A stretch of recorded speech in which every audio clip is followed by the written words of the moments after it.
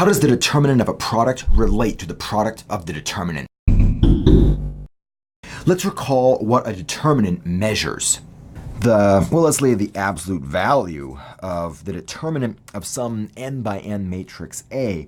We can think of it as a ratio. It's a ratio of an output area or an output volume to an input area or an input volume. Right? This matrix A transforms its input into its output, and in doing so, it might affect the area, and the absolute value of the determinant exactly measures how much A scales area. It's measuring a ratio between the output area and the input area.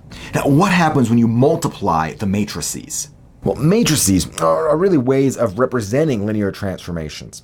So here I've got two copies of the plane, so two-dimensional vector spaces. Suppose we've got a 2 by 2 matrix B. Well, I can regard that 2 by 2 matrix B as representing a transformation from the plane to the plane. Now, maybe I've got another copy of the plane here. Maybe I've got another 2 by 2 matrix A. That 2 by 2 matrix A also represents a linear transformation from the plane to the plane. But when I draw it like this, I can think about what happens when I compose these operations. Now, the composition of the transformations is represented by the product of those two matrices. So doing the transformation represented by the matrix B, and then doing the transformation represented by the matrix A, well, that composition is represented by the matrix AB, the product of these two matrices. Let's make this even more concrete.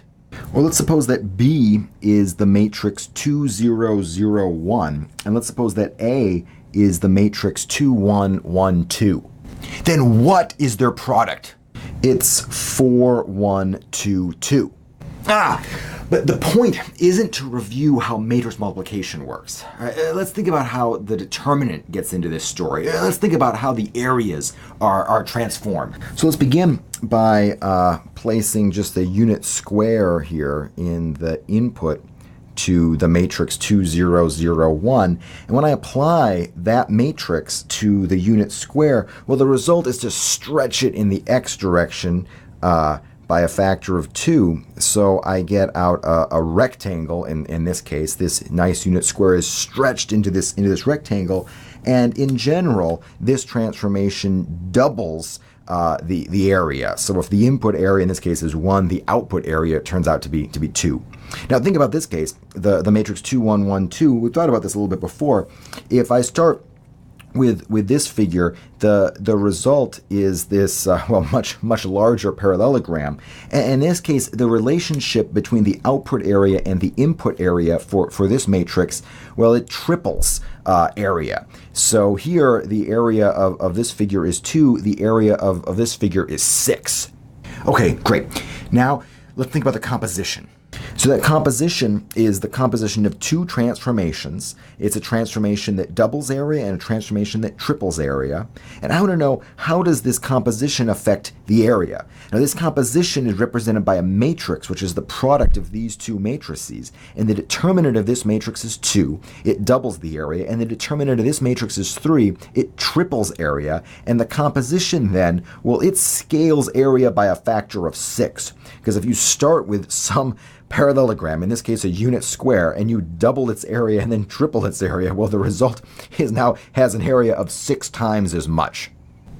This specific case is really a general principle. Well, the general principle is that the determinant of the product of two matrices, the product of A and B, the determinant of AB, that's the product of the determinants, the determinant of A times the determinant of... What we've seen so far, it's really a moral reason why this theorem is true. Well, why? I mean, why should it be that the determinant of a product is the product of the determinants? Well, let's think about this. I mean, what does A do?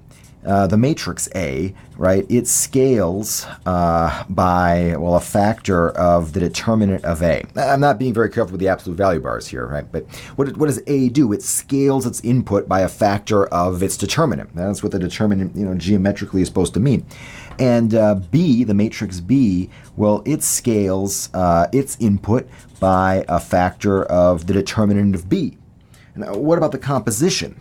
Well, AB scales by, well, I can think about this in two different ways, right? Just from what determinant means, it scales by the determinant of AB, right? All of these are transformations and they scale by whatever the determinant is. But AB, geometrically thinking of as a transformation means that I'm going to do B and then do A. Well, if I do B, that scales by a factor of the determinant of B. And if I do A, that scales by a factor of the determinant of A. And that means that AB must scale by a factor of the determinant of B times the determinant of A. I'm just multiplying those scale factors. So that's some kind of intuition about why the determinant of products the product of the determinant. But I don't want you to confuse the intuition that we're providing here for an actual proof. And the issue is really quite fundamental. The intuition that we're providing is about areas and volumes. But what are areas and volumes? And fundamentally, that is what the determinant is getting at. Right? For us to be able to even define what volume means in n-dimensional space really requires understanding something like the determinant.